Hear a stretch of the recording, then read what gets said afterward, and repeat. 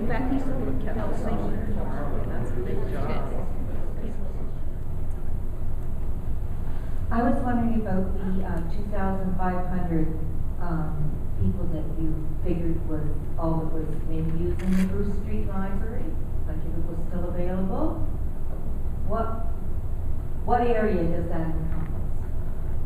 Sure, I can clarify that number. The 2,500 is about the number of people that are living in apartment buildings, and really most of your apartment buildings are probably within a 4 square kilometer block of up and down Ontario and around Maine. So it's not the people that, we're not saying that only 2,500 people were using that library. That's not what we're saying. We're saying those are the ones living in apartment buildings, and with the suggestion that people with mobility challenges will have the most challenges in accessing the library that just opened up. And often those that have mobility challenges are living in apartment type dwellings. So that doesn't take into consideration then all the residential housing that goes out to Bronte Street and up to Dairy Road, because I could walk from Bronte Street. I live on Hesla, and I could walk to the old library. And there's all that residential area. There's schools. I've seen teachers with school kids in there. You know, so that's quite a few people. And we need the exercise, and also it means that you're not, you know, with gasoline the price that it is, and pollution, and there's also that big new apartment building, or condo, right on Main Street there, kind of almost across from the library, but it's on Main Street, and it's north of, west of Court and north of Main. There's that whole new building in there. The report looks at the census data and shows that I think there's about 9,600 people that live between Steeles, Derry, Ontario, and Bronte. So we recognize that with any library system, whether it's community centers, libraries, parks, there will be some people that live within the middle of that service area, and there will be some people that live on the outside of that service area. But what we're looking at with the library location is 1.5 kilometers away from the former library, 1.5 kilometers away from the new library. Some people will walk. Most people, judged by what we know of Milton and past surveys, are more interested in driving to the library now. Thank you.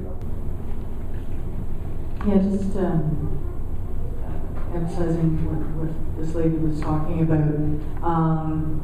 It's not just apartment buildings. And I think that your little map of service areas there doesn't take into account the fact that we have some of the lowest income residents of Milton living in this area of town, and not just in the apartment buildings. There are townhouse complexes, there are low-income housing areas on Bronte, and these are the people that can't drive.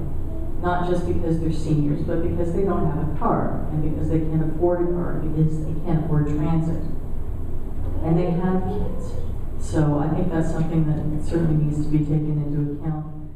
Also, I wanted to make sure that it has been accounted for in your figures that, well, I mean, when I went by the library last week, not a stick of furniture has been removed, not a shelf, I mean, the computer monitors are still in there. So in terms of replacing furniture and shelving, and I mean, aside from replacing the computers, which I assume were taken out just maybe because they were old, what exactly besides the books are you talking about having to replace, especially if it's a reduced size branch? What we've been told is that everything that still has a real useful life has been moved. So whatever remains, my understanding was more shelving and some furniture, doesn't really have much life cycle remaining in it.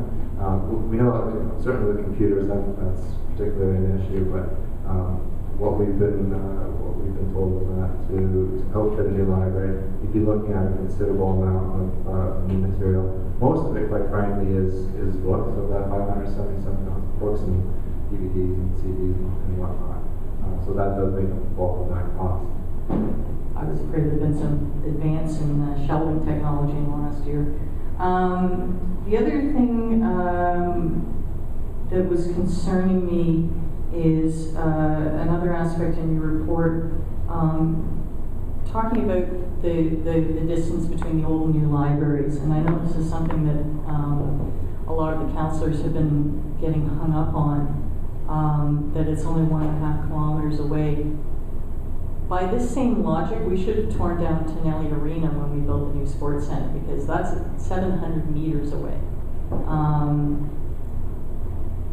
You know, yeah, ideally we should have all of these facilities, you know, evenly distributed geographically. But there's more than geography going on here. This is downtown we're talking about, and I don't know, I'm concerned that nobody has taken into account the effect that this is going to have socially, that it's going to have economically, that it's going to have on even property values. You know, you take something like this out of an area, and, you know, I mean, I don't know if you've ever played Jenga, but, you know, it's like one of those little towers of wood that you keep pulling pieces out, and you pull out another piece, and you pull out another piece, and all of a sudden the whole thing comes down. So, you know, how much have you been looking at, you know, what the loss of those people that have been drawn into downtown is going to have on the businesses of downtown, how much of an effect it's going to have on people wanting to live downtown when that facility is no longer there?